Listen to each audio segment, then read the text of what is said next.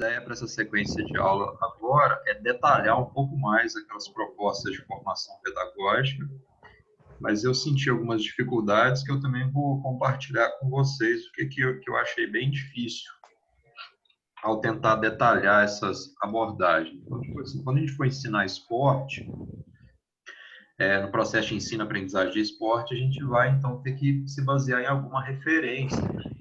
Então, a primeira que eu vou abordar que é a referência do Paes e do Balbino, né, que está lá nesse texto aqui do Scaglia, do Paes e do Riverdito, né, como uma das propostas, que é essa aqui, o Paes e Balbino, tal, a caracterização, tudo mais. Então, a aula que eu dei para vocês, eu fiz essa caracterização básica aqui, né? Aí agora eu tenho que aprofundar um pouquinho, né, buscar aqui algumas tentar detalhar para a gente começar a pensar como é que a gente leva isso para uma prática, né? Para uma aula mesmo, né? Como é que, se eu for me orientar por essa abordagem do Paes e do Balbino, como é que eu vou montar e periodizar o processo de ensino-aprendizagem lá na escola a partir dessa teoria? Então, essa aula que eu tinha dado antes, ela é muito pouco, né? Não dá para fazer essa aula a partir disso aqui. Essa referência aqui do Paes e do Balbino, o Paes escreveu realmente tem uma produção de 2001, mas ele foi o orientador da dissertação de mestrado do Balbino, né? E aí, então, por isso que eles aparecem juntos aqui, né? E aí o Balbino, então, tem uma dissertação de mestrado de 2001 e uma tese de doutorado de 2005, onde ele aborda mais ou menos o tema. Aí hoje eu fui obrigado, então, a consultar as duas, né? Então, vou tentar levantar alguns pontos aqui, né? Então, diferente daquela abordagem tradicional para se ensinar esporte, né, onde ensina o fundamento para depois o sujeito jogar, eles defendem que a gente tem que utilizar do jogo como estratégia metodológica. Né? Tá aqui, ó, complexidade do jogo, jogar, o jogo possível e o ambiente fascinante, né, no sentido desafiador. Então, como é que eles entendem esse jogo, né? Eles entendem que o jogo é como se fosse um subsistema do esporte, né? O jogo, esses pequenos jogos que a gente utiliza, é como se ele fosse uma pequena parte que integrasse o esporte como um todo, né? Isso eles chamam, então, de subsistema, né? Eles vão buscar uma referência lá no Rizinga de que o jogo é uma atividade voluntária, né? Que a gente se entrega a ela porque a gente quer, né? Não tem um caráter obrigatório. E também vai buscar lá no Caloá, né, que o jogo ele é uma demonstração de superioridade, né, e o prazer vem do desafio. Então o jogo ele tem que ser desafiador, tem que propor um problema para o sujeito resolver. No contexto do esporte, geralmente a gente coloca um problema tático para resolver. Assim, tipo, ó, você tem que levar a bola até lá, você tem que acertar a bola na cesta. E a gente coloca alguns elementos ali para dificultar ou facilitar isso, implicando perigo. O perigo, nesse sentido aqui, é o risco, né? Porque a gente se coloca na prática esportiva e a gente se coloca numa situação de risco que a gente pode perder, pode ganhar. Não é o risco à integridade física, não. É esse perigo, essa imprevisibilidade que a atividade nos traz, né? Trazendo, então, as ideias de facilidade, risco ou de habilidade. Então, para o autor, jogar envolve risco e prudência, inteligência, acaso e o constante exercício do limite entre prudência e audácia, né? Entre aquilo que a gente tenta fazer ou aquilo que a gente não vai tentar fazer. Então, o jogo tem tudo isso. É fácil da gente reconhecer esses elementos, por exemplo, numa pelada, né? Quando a gente está jogando ali, a gente tem uma série de desafios, né? Seja superar o adversário, seja conseguir construir uma jogada ofensiva e fazer o gol, né? Nós nos entregamos, de certa maneira, a uma dose de risco, né? A esse contexto, então, completamente imprevisível que o jogo oferece, né? E nós sempre estamos ali nesse limite, então, né? Entre aquilo que a gente não se sente confiante para fazer e aquilo que a gente arrisca de fazer, chutar uma bola de longa distância, fazer um drible mais ousado, né? Então, nesse drible mais ousado, por exemplo, tem aquilo que a gente está confiante bastante para tentar, mas que tem outro que a gente não está tão confiante assim. Então, a partir do momento que a gente tenta e consegue, aí a gente passa a fazer mais vezes, né? E do mesmo jeito a criança também vai passar por esses elementos aí, vai experimentar eles no contexto do jogo.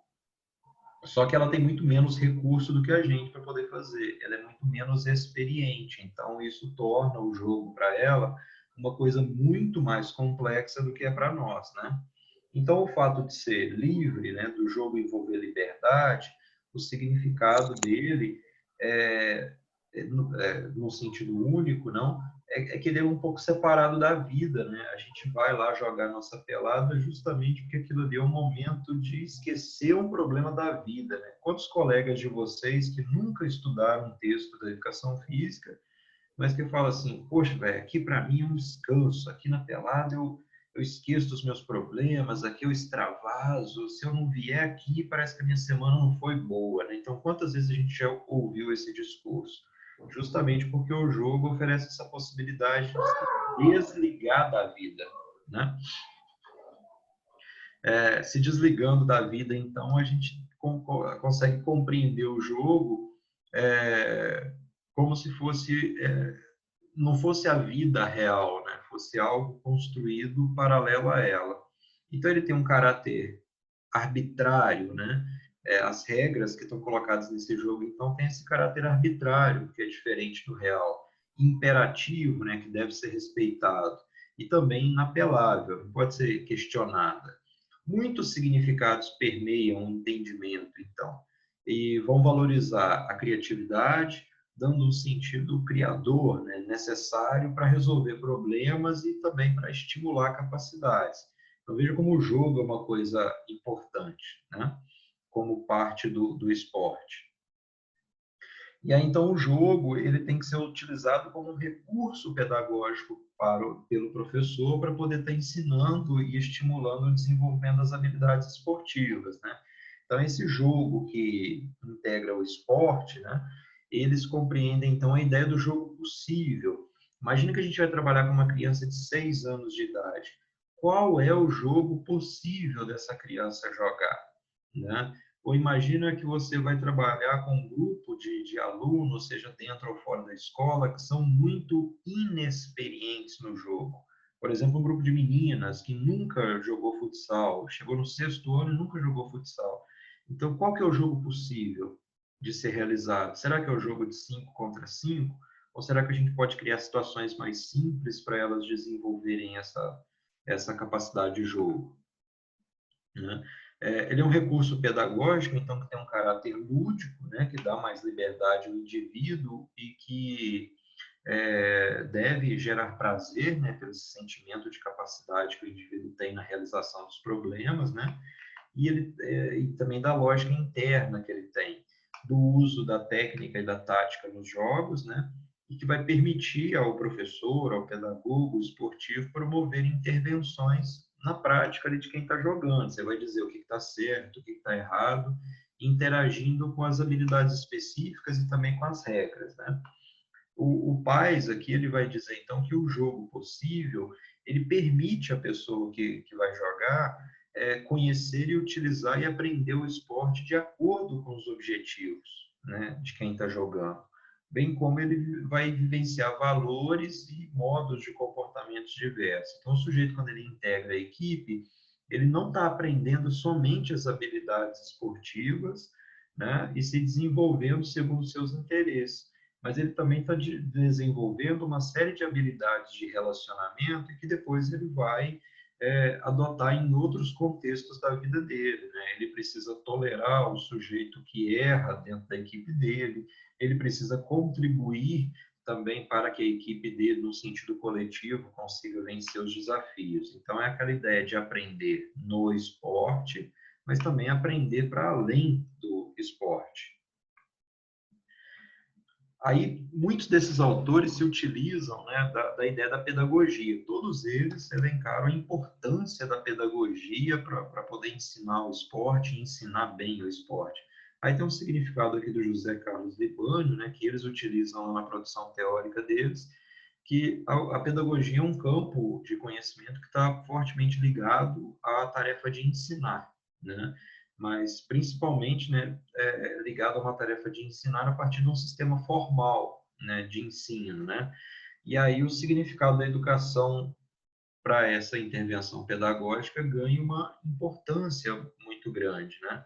Então, o sentido da pedagogia vai ganhar importância em qualquer contexto onde há uma intervenção que busca o desenvolvimento humano ou que intervém no desenvolvimento humano de alguma maneira.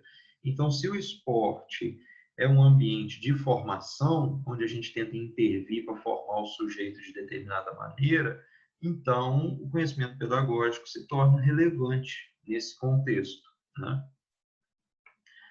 E aí a palavra pedagogia, eles utilizam ela não só no ensino do esporte, mas também no treinamento do esporte, Kai. Essa é uma parte aqui que está diretamente relacionada com a tese de doutorado, né, do Paes.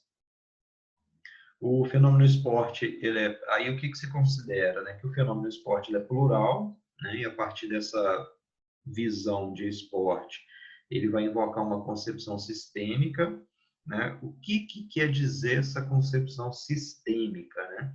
Quer dizer que ele vai considerar as diversas relações que compõem, entre os elementos que compõem a prática esportiva.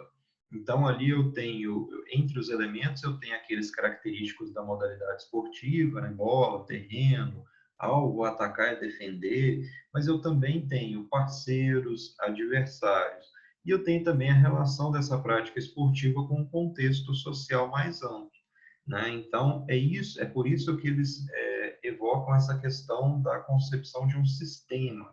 Sistema pressupõe a relação entre os diversos elementos que compõem aquela prática, né? O tratamento dado ao fenômeno em si deve conter os princípios do pensamento sistêmico, então, né, pressupondo essa relação entre esses elementos. Para se harmonizar com essas características do esporte, o processo de treinamento e preparação se relaciona na dimensão de que as práticas possuem uma estrutura e o padrão característico da imprevisibilidade, da complexidade e da intersubjetividade. Então, a prática esportiva está fortemente marcada por um caráter imprevisível. Então, é preciso preparar o sujeito, formar o sujeito para agir nesse campo de imprevisibilidade. Pela complexidade, né, tem um caráter complexo, o processo de antecipação, interpretação e tomada de decisão, ele é muito complexo para quem joga, né? E apesar da gente se virar ali dentro do jogo, vocês devem recordar que lembra daquele gol do Neymar, que o Suárez lança a bola para ele, ele dá um chapéu de costas no zagueiro e faz o gol? Aquilo ali, né, apesar de parecer muito fácil para o Neymar, ele expõe a diferença, né, de capacidade de tomada de decisão de dois jogadores. Então, o Neymar, por exemplo, antes dele receber a bola, ele já sabia que o zagueiro estava vindo. Então, ele já tinha feito a leitura do ambiente. O Neymar já tinha feito a antecipação. Então, ele já tinha pensado no que fazer, né? Então, quando a bola chegou a ele, o zagueiro ainda estava esperando para ver o que queria fazer e o Neymar já tinha feito a leitura da jogada, ele já tinha antecipado, né, o que queria fazer e antecipado as ações do zagueiro, e aí o processo de tomada de decisão dele foi muito mais rápido. Isso é simples? Não, mas talvez a gente não produza lances tão bonitos quanto o Neymar, talvez as crianças não produzam, mas não quer dizer que esse processo para elas é simples, ele também é complexo. O treinamento é um processo educativo, né, pois constantemente o objetivo é desenvolver em seus participantes diversas competências relativas às exigências da modalidade envolvida. Então, não só o processo de ensino é educativo, mas o processo de treinamento também é educativo, né? É de se considerar, então, que para atender às exigências do fenômeno esporte, bem como ao caráter formativo da sua essência, que o processo de treinamento busque desenvolver a totalidade do sujeito. Então, a gente não vai mais considerar o sujeito apenas como um sujeito que se movimenta, ou vai levar em consideração só a fisiologia, ou só a aprendizagem motora, mas vai considerar esse sujeito num todo, né?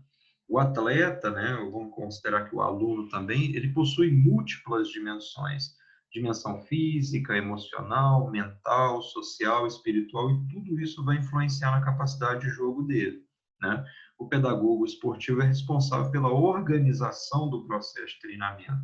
É quase como elaborar um currículo do treinamento e da aplicação dos princípios referentes à praxis educativa do esporte. Então, é ele que vai colocar em prática também essa organização, teorizando as práticas e colocando em prática os conhecimentos desenvolvidos em estudos das manifestações do esporte.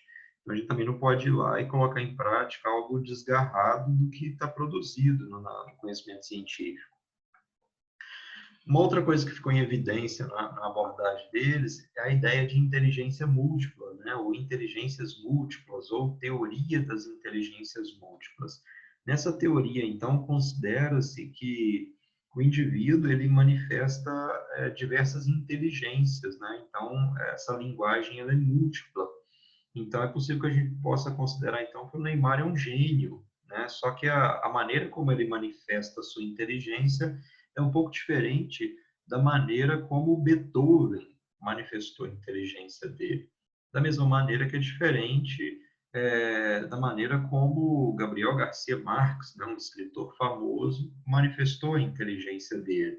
Então, as inteligências que podem ser identificadas, né, nós temos uma inteligência musical, verbal linguística, naturalista, espacial, intrapessoal, lógico-matemática, interpessoal e corporal sinestésica.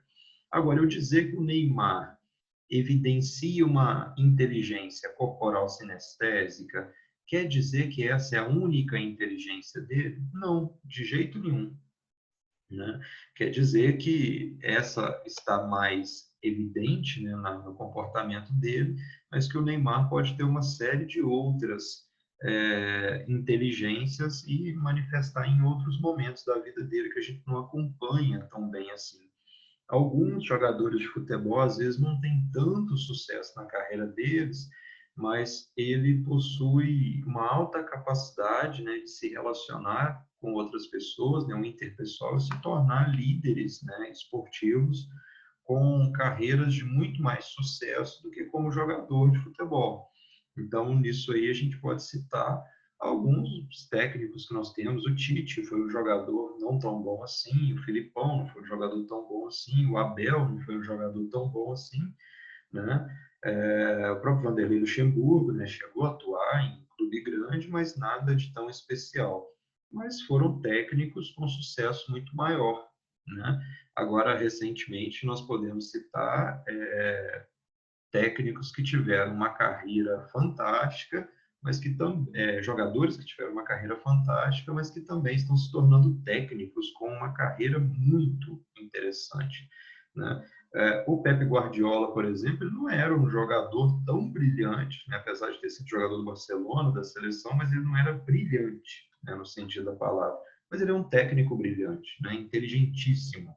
Né? Mas quando era jogador, ele não demonstrava toda essa inteligência assim, apesar de ter obtido sucesso. Né? Mas o Zidane, que foi um jogador genial, está se mostrando também um técnico bastante interessante. Só que, como técnico, ele não demonstra inteligência corporal sinestésica, ele precisa de outras inteligências para poder lidar com as pessoas. Aqui no Brasil, o Rogério Ceni tem aí, a cada dia, avançado um pouco mais na sua habilidade como técnico, né? Então, ali ele está demonstrando outras coisas que não aquelas que ele demonstrou enquanto jogador de futebol, né? Outras inteligências, vamos dizer assim. Aí aqui há um detalhamento, pessoal, dessas inteligências. Eu acho que eu não vou entrar nesse detalhamento hoje, que vai ficar bastante chato, mas eu coloquei aqui para ficar arquivado, porque senão vocês teriam que ir lá na tese de doutorado do sujeito para poder acessar isso. Aí eu acho que seria um pouco mais complicado, então eu fui lá, recortei e coloquei aqui. Mas tem aqui, né, Paes e Balbino, né? A Paes e Balbino 2005 é a tese de doutorado, inteligência corporal sinestésica, verbal linguística, lógico-matemática, espacial, intrapessoal, interpessoal e naturalista. né? E cada uma delas vão ter aqui uma diferença em relação à outra. No que diz respeito à nossa intervenção no esporte, então, o que que marcaria o agir pedagogicamente, né? O agir pedagogicamente estaria marcado por ter como eixo a ideia de que o esporte se ensina, né? E de que o esporte educa, né? Então, nós vamos compreender que o esporte educa e educa de uma maneira positiva, é preciso acreditar nisso, e a gente precisa compreender que o esporte se ensina, né? A gente precisa ter em conta o caráter de preparação para a vida, né, que o esporte possui. Eu não sou o maior crente nessa ideia, né, de que o esporte faz uma preparação para a vida, mas é preciso compreender que isso é possível, né? Mas talvez seja mais a maneira que o esporte seja trabalhado que não gere uma crença tão evidente assim. E é preciso, então, aproximar as situações vividas em ambiente da prática esportiva para a vida de cidadão. Então, não fica muito claro na obra dos autores como é que se faz essa aproximação. E aí uma crítica que eu faço, e por isso que eu falei com a Erickson aqui, que dá meio que um nó na cabeça da gente, porque você vai esperando que os autores tenham proposições diretamente práticas mesmo, de como que isso se constrói no cotidiano de ensino. Mas nem sempre isso aparece, né? Agir pedagogicamente envolve coordenar todo o grupo de atletas e comissão técnica. Ele usa muito a linguagem de atleta, porque na tese de doutorado dele, ele lidou especificamente com um grupo de técnicos, né? Então, um grupo de técnicos que lidava com atletas. Mas nós podemos compreender isso num outro sentido, de que é preciso coordenar o grupo de pessoas que envolve ali a sua equipe, né? Então, se eu estivesse falando de escola, eu estaria falando de pais, responsáveis, né? Ou outros professores da escola. É preciso ser um líder sistêmico, né, pautado em exemplos congruentes no conhecimento da modalidade, de seus aspectos técnicos, táticos, físicos, bem como na autoridade, mas sem autoritarismo, né? Há relatos, né, nas diversas equipes de futebol brasileiro que às vezes vem um técnico de fora e ele quer mudar tudo, né, da noite para o dia. E aí os atletas às vezes não conseguem nem compreender muito bem o que o técnico quer ou não conseguem respeitar o autoritarismo que esse sujeito demonstra, né? Um técnico que passa por isso constantemente, não no caso do autoritarismo, mas no caso de fazer com que os jogadores compreendam suas ideias, é o Fernando Diniz, né, que está no São Paulo. Então, frequentemente se critica assim de que será que os atletas estão realmente entendendo o que ele está querendo que seja feito?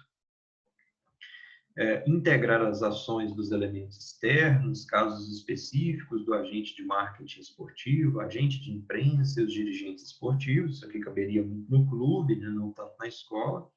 Estimular e desafiar o atleta na busca pelo seu desempenho máximo.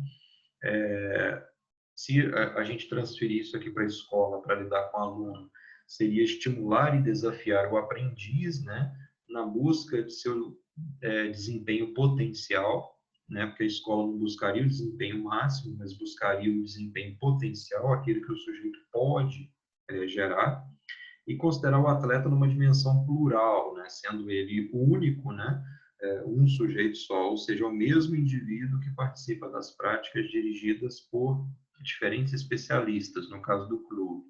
No caso do aluno na escola, ele também continua tendo uma dimensão plural, sendo um sujeito único, né, e que tem acesso a áreas de conhecimento diversas dentro da escola. Mas envolveria ainda o se comprometer com o trabalho, ter conhecimento e informações das ocorrências nas diversas áreas do conhecimento aplicado ao treinamento. No caso da escola, seria aplicado ao ensino-aprendizagem e avaliação. Incorporar as várias áreas das ciências do esporte presentes no processo de treinamento e integrar as informações geradas nessas áreas às práticas de treinamento, ou seja, praticar a multidisciplinaridade e a interdisciplinaridade, né? Promover e trabalhar com estratégias construídas tendo como base as múltiplas competências potenciais dos atletas ou dos alunos, né? Aí tanto faz.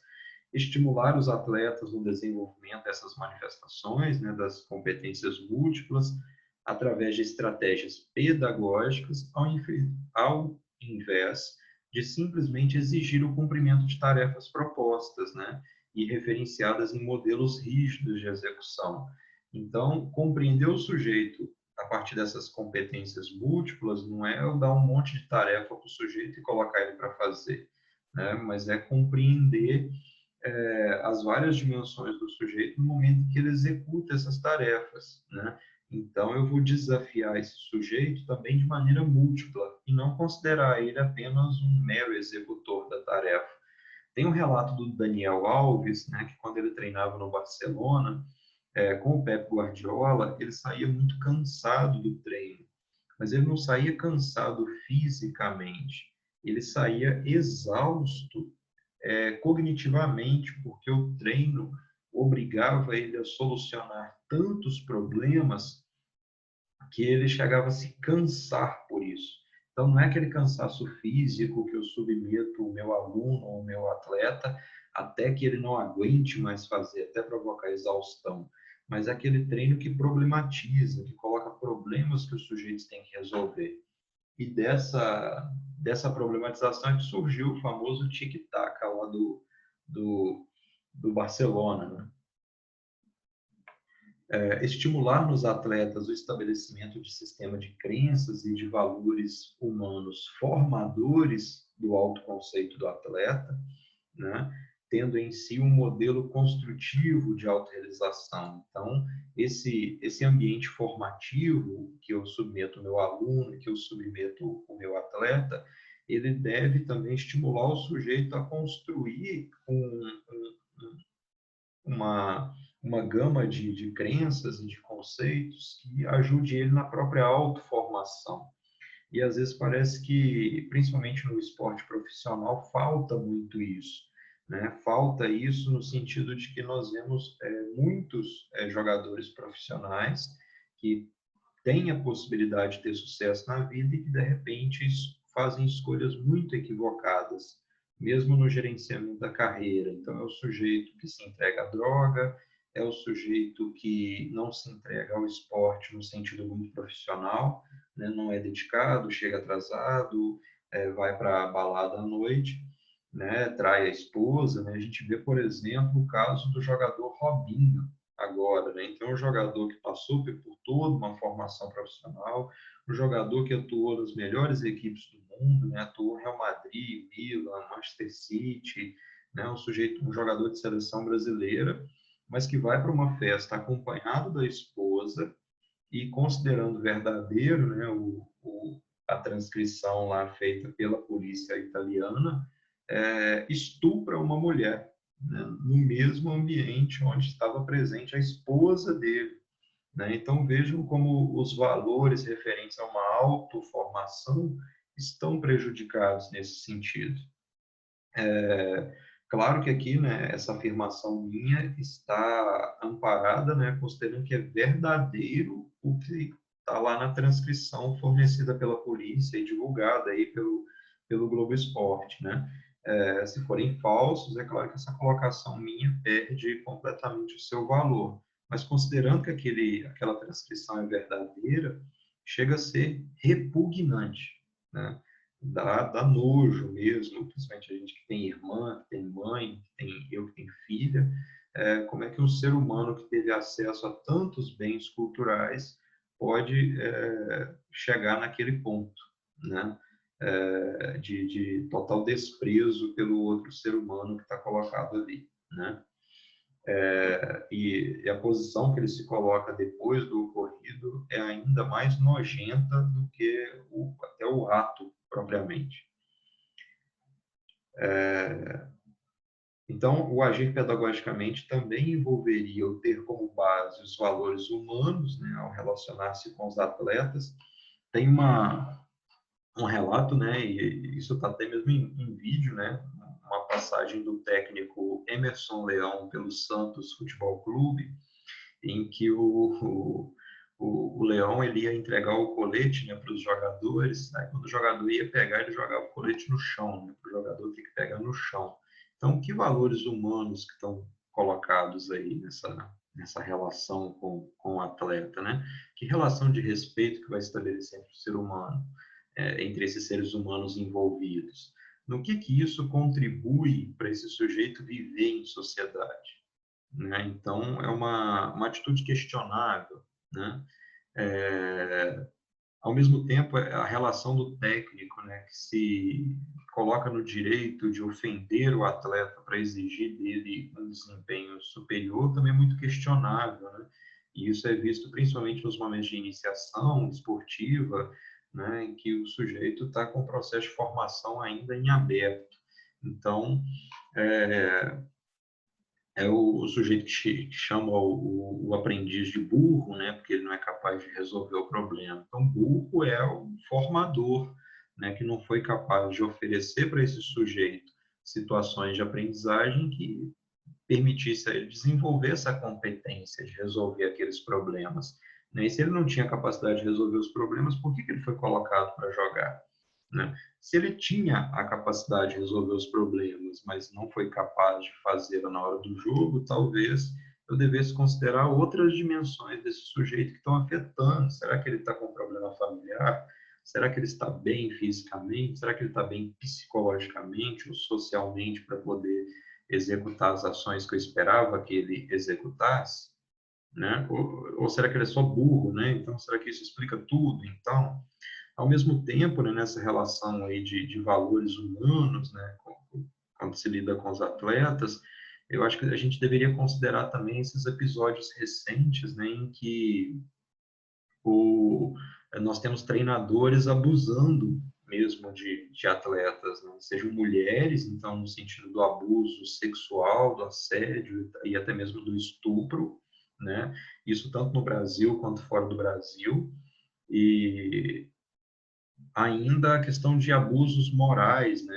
Um caso recente aí de um ginasta brasileiro que chegou a ser medalhista do circuito nacional de ginástica, que é bastante coisa, né? Porque o Brasil é uma potência na ginástica, e que o sujeito ele era discriminado simplesmente pelo fato de ele ser negro, né?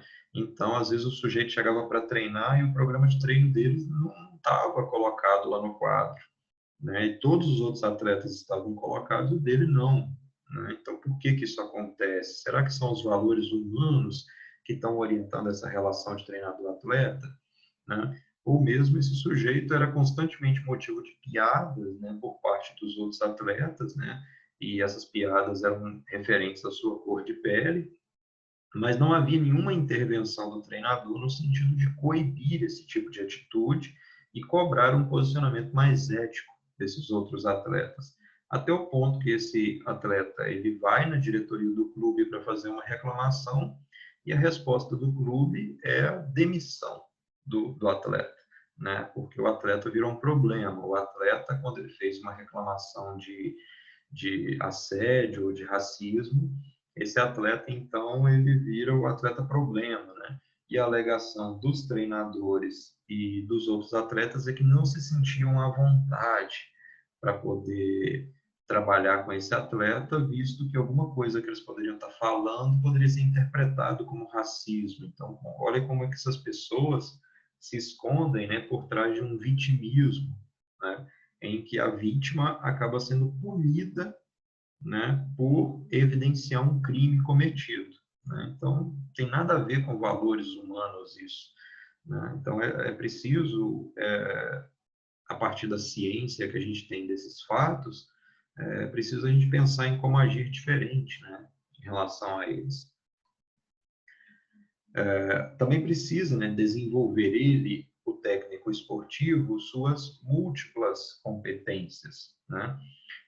Eu li o livro do Bernardinho, né, e o Bernardinho conta que a primeira vez que ele foi técnico esportivo de uma equipe feminina, ele não fazia ideia de como lidar com as questões relativas às mulheres. Ele não fazia ideia.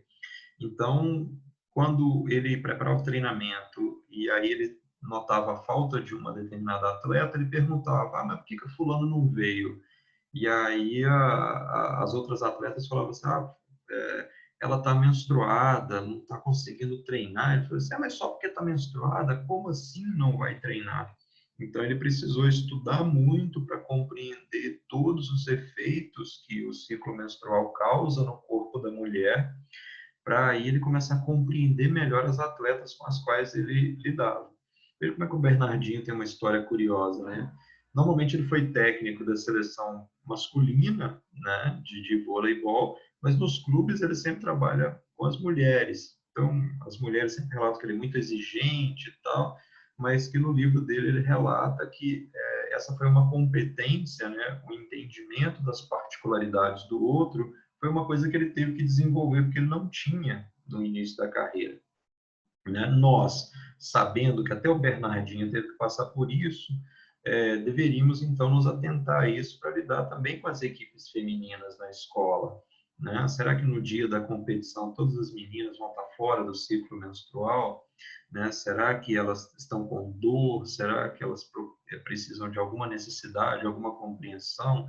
Será que no momento que eu vou organizar meus treinos ali para elas, né, fora da educação física, dentro, até fora da educação física escolar, né, dentro da educação física, é claro que não é treino, mas será que ela está plenamente disposta a participar da aula e é super tranquilinho para ela participar da aula sangrando feito uma louca? Né? E às vezes o movimento corporal ainda estimula o fluxo sanguíneo. E aí, será que isso vai deixar a condição dela mais tranquila, mais confortável? Ou será que isso vai trazer desconforto para ela? Né? Ou então, quando eu organizo meu treino, então eu vou submeter o corpo dessa aluna a uma exigência física, será que vai ser tranquilo para ela? Ou será que eu preciso compreender melhor o que está se passando no corpo dela? E, por último, é preciso considerar que o desenvolvimento das competências nos atletas, né, é um processo. E é um processo pautado na fundamentação científica, né, da metodologia do treinamento. Então, eu tenho ali uma série de princípios do treinamento que devem orientar essa minha intervenção também, né, os princípios científicos do treinamento, né, que me ajudam a elaborar um programa de treinos que seja coerente, que seja fundamentado e que seja racionalmente direcionado para um objetivo.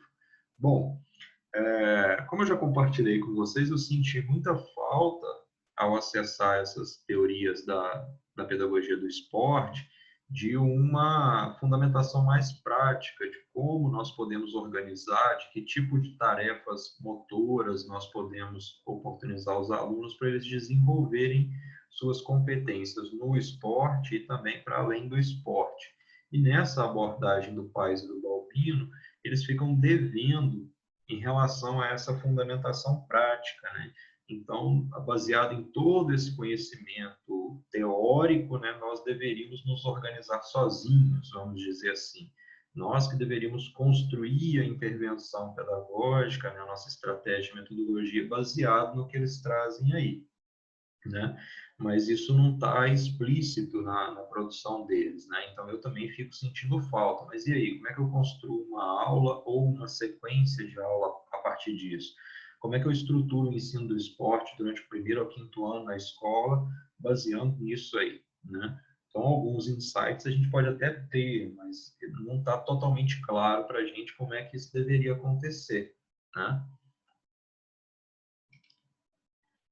E é isso, pessoal. Na semana que vem, nós vamos tratar de uma outra abordagem, né, que é a abordagem do João Batista Freire e do ai, meu Deus, do Graça, né? Eu acho que é do Freire e Graça mesmo. Deixa eu só verificar aqui rapidão. E aí, nessa outra abordagem, a gente vai tentar também aprofundar um pouco mais, caracterizar, ampliar um pouco mais a maneira como a gente compreende essas abordagens, né? E a gente vai ver se, quem sabe, essa abordagem nos traz um pouco mais de subsídio para a construção da prática mesmo que envolve o esporte. Na verdade, é do Scaglia e do Freire, né? O Scaglia tem bastante livro, né? Que é o Alcides Scaglia, é o nome dele. E o João Batista Freire a gente conhece desde lá da abordagem construtivista e interacionista, né?